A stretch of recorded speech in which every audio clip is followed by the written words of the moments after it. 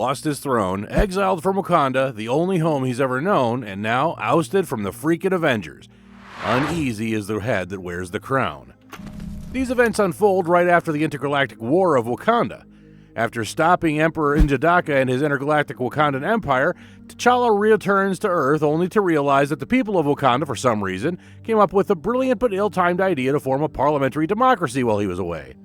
At best, he was going to be a high-up member of the parliament with some unique title. At worst, he'd just be a figurehead. It was no longer just T'Challa at the helm now. No total power, and this was pretty much the beginning of the end for T'Challa. But before any of this even happened, T'Challa had a secret. A choice he made while he was still king. A choice he didn't let any member of Wakanda's new parliament in on. Always need a contingency plan for unforeseen events. So get this. T'Challa had a network of active sleeper agents scattered across the globe. If there's anything we all know about Wakanda, it's that they know how to keep a secret.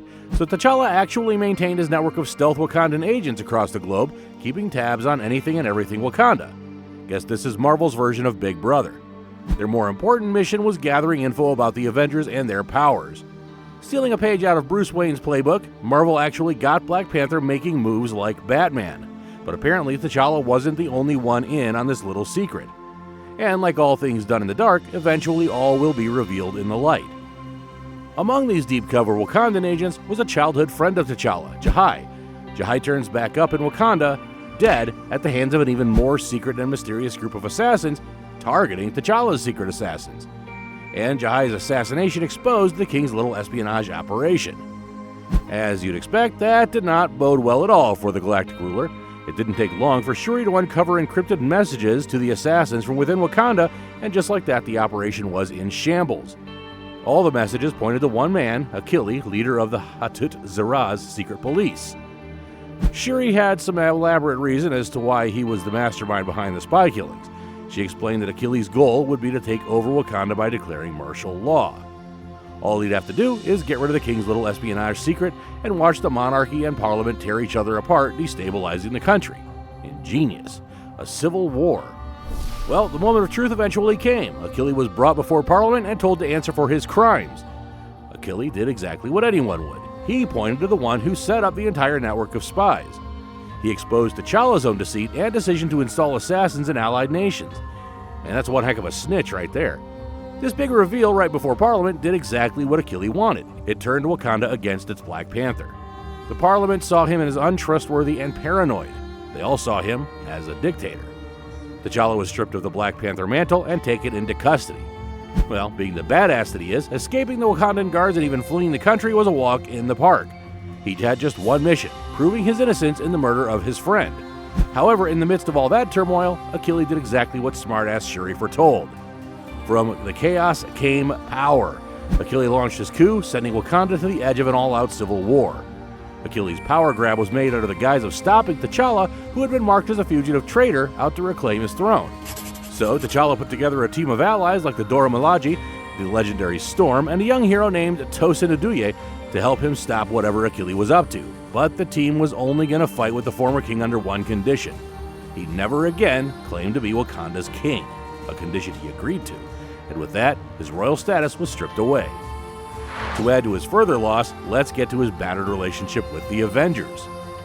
Sacrificing his throne for a team was worth it. After a long battle, he eventually defeated Achilles and restored Wakanda's parliament to power, but he could no longer remain in Wakanda. So he left his home to rejoin the Avengers as their chairman. However, he didn't stay their chairman long, all thanks to some new terrorist group that popped up out of the blue. It seems like T'Challa has 99 problems and can barely fix one. This terrorist group gave the Avengers a real ass whipping, taking down the heavy hitters like Thor and Captain Marvel. Remember, before his whole exile, T'Challa basically kept a secret diary of all his allies' powers and other personal information. Well, that reared its ugly head again. So apparently, in each of the Avengers' wearables, there was the Wakandan tech that recorded everything about their powers, from their abilities to even their fighting styles, in order to replicate them in a moment of need, or to defeat the Avengers if necessary. Paranoid was right. And now the launch codes to the nukes that can take down his allies are in enemy hands. Not only that, but the leader of this mysterious new terrorist organization was none other than Jahai. As it turns out, Jahai was never dead. The entire time, he was all in on Achilles' elaborate scheme. Jahai conveniently came back from the land of the dead, only to now hold the world hostage in the name of peace. In a twisted sense, Jahai actually believed that he was doing all of this for his king. And yeah, we all get that T'Challa has made some mistakes in the past, but holding the world hostage? I don't know how their wires got crossed there. Jahai's mission was bringing prosperity and peace of Wakanda to the world, and once they aligned with the universe, the Intergalactic Empire, a single authority, a single man, King T'Challa, would rule. And of course, his delusional plan backfired. The Black Panther could no longer be trusted, and after seeing all the damage T'Challa has caused, he was removed as the Avengers chairman and ousted from the team altogether. They also decided to take care of Jahai themselves without his aid. Them being friends was all the suspicion they needed to believe he was compromised. Knowing Jahai was definitely more than ready to take on the Avengers and win, T'Challa for the second time gathered another team of fighters Jahai would never see coming. His new team was initially met with quite some resistance from the Avengers, but Namor and his Atlanteans stepped in to help the former king. T'Challa was prepared for a fight, only to learn that Wakanda's parliament accomplished what its former king hadn't been able to do. Conveniently enough for T'Challa, they'd brokered an unprecedented peace treaty between both warring nations. However, this peace was only contingent on T'Challa's total exile from Wakanda. No longer a king, and worst of all, no longer a citizen. They wanted nothing to do with him. In his final confrontation with Jahai, his bestie-turned villain bowed to him, still offering to do whatever it took to restore his rightful place right back on the throne. And that's when it really struck T'Challa.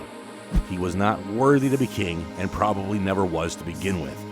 So he refused, reflecting on all that's happened up to that very point. Every single decision T'Challa made while he was still king had finally caught up to him in one massive domino effect. A man once loved and respected has literally become nothing. Ozymandias.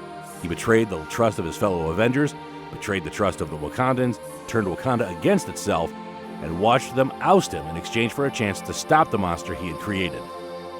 So, what's next for T'Challa now? This surely cannot be the end of the Black Panther story. Well, banished from the throne and a fugitive in his home, T'Challa still couldn't leave Wakanda without its sworn protector, so he finds a new purpose. He lurks in the shadows and streets of the Wakandan city that bears his father's name, Birna T'Chaka. Redeem his family name and possibly restore his honor, his new chapter is beginning.